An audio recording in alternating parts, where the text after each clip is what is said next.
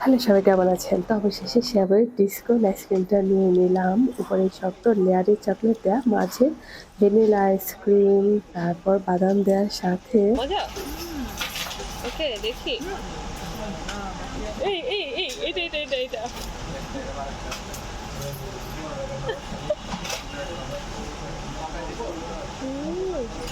চকলেটটা নেন নাই?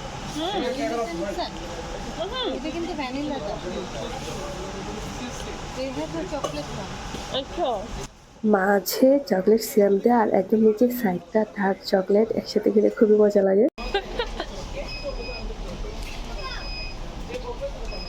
অনেক মজা। হুম। Chocolate syrup. দেখো দেখো কি? ওই তুই কে এমন কেন?